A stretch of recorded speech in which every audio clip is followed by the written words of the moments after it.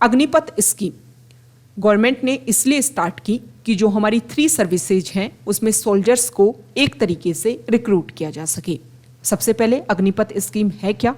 Agnipath scheme में हर साल annually basis पर 45 से 50 हज़ार सोल्जर्स को इंक्लूड किया जाएगा और जो सोल्जर्स होंगे उनको अग्निवीर के नाम से जाना जाएगा। सबसे इंपॉर्टेंट बात, एक शॉर्ट पीरियड के लिए, मतलब वो सर्विस में सिर्फ 4 साल के लिए रहेंगे ये जो अग्निवीर्स होंगे। इसके बाद में 4 साल का प्रोसीजर जैसे ही कंप्लीट होगा, ये टोटल जो रिक्रूटमेंट्स किए गए उनमें से 25% जो है उनको तो 15 साल का जो आर्मी का परमानेंट कमीशन है उसमें कंटिन्यू कर दिया जाएगा और 75% जो लोग हैं वो उस आर्मी के उस रिक्रूटमेंट से बाहर हो जाएंगे। मतलब शॉर्ट टाइम पीरियड के लिए जो सोल्जर्स हैं उनको रिक्रूट करने का प्रोसीजर है अग्निपथ स्कीम। अब इस फॉर्मेट क्या होगा इस स्कीम का? कोई भी यूथ 17.5 ईयर से 21 ईयर एज के बीच में अगर कोई यूथ है वो सारे एस्पायरेंट्स इसमें अप्लाई कर सकेंगे। हालांकि करंट ईयर के लिए इसको 2 साल का इसमें छूट दी गई है, रिसेशन दिया गया है। यहाँ पर अगर हम बात करें तो ऑफिसर लेवल की जो रैंक है उससे नीचे में जो भी पर्सनल रिक्रूट होते हैं उन सभी के लिए ये स्कीम जो है वो एप्लीकेबल होगी। मतलब ऑफिसर रैंक के लिए ये जो स्कीम है वो एप्लीकेबल नहीं होगी। रिक्रूटमेंट कैसे होगा? 1 साल में 2 बार रैलीज होंगी और रैलीज के थ्रू इनको रिक्रूट किया जाएगा।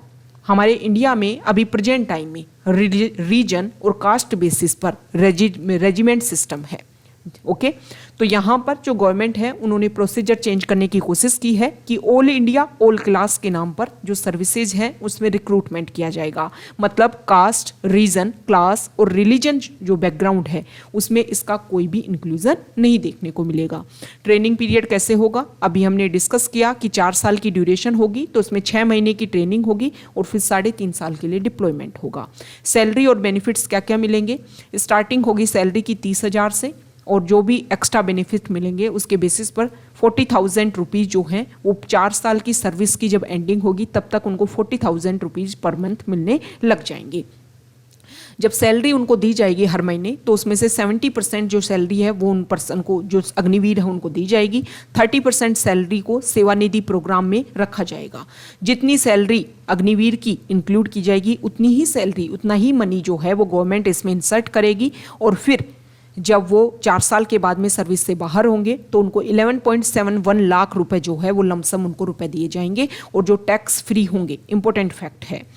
अब ये जो 25% जो सोल्जर्स हैं जिनको परमानेंट कमीशन में रखा जाएगा उनका जो भी रिटायरमेंट बेनिफिट्स हैं वो इन 4 साल का जो इनिशियल पीरियड है उसमें कंसिडर नहीं किया जाएगा, जिनको रीसेलेक्ट किया जाएगा 15 ईयर के परमानेंट कमीशन के लिए।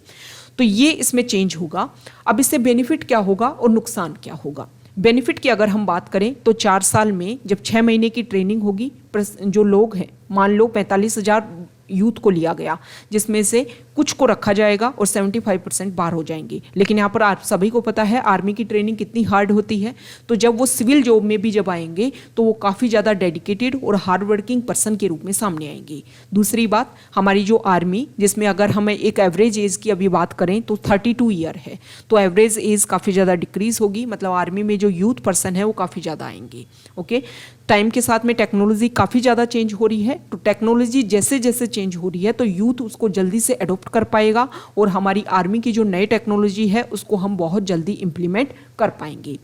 ये बात हो गई पर्सनल बेनिफिट की। इसके अलावा जब वो सिविल जॉब में आएंगे, जो 75% जो अग्निवीर बाहर हो जाएंगे इस जॉब से 4 साल की टर्म के बाद में, तो वो जो है उनको भी गवर्नमेंट की जो सर्विसेज हैं उनमें मोर प्रायोरिटी उनको दी जाएगी। तो ये तो बेनिफिट हो गया। अब नुकसान क्या है? देखो, रेजिमेंट के बेसिस पर जब इंक्लूजन होता था तो लॉयल्टी ज़्यादा होती थी जो भी हमारे सोल्जर्स हैं, तो एक लॉयल्टी जो है वो कम देखने को मिलेगी। दूसरा, 4 साल की जॉब के बाद में बोला गया है कि आपको कोई पेंशन नहीं दी जाएगी, आपको कोई ग्रेजुएटी नहीं दी जाएगी, आपको जो हेल्थ जो है वो भी अश्योर नहीं किया जाएगा आपका।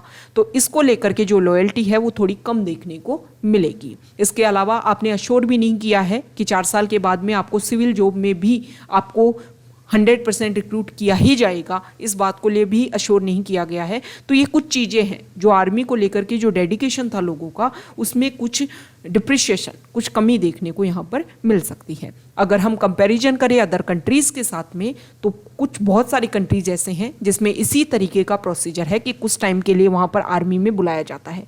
जैसे कि यूएसए में 6 to 9 to 12 मंथ्स तक का होता है कि वहाँ पर वॉलेंट्री बेसिस पर टूर ऑफ ड्यूटी होता है। कुछ कंट्री ऐसे हैं जहाँ पर मैंडेटरी होता है टूर ऑफ ड्यूटी, जैसे कि स्वीडन हो गया, इजराइल हो गया, इन कंट्रीज़ में।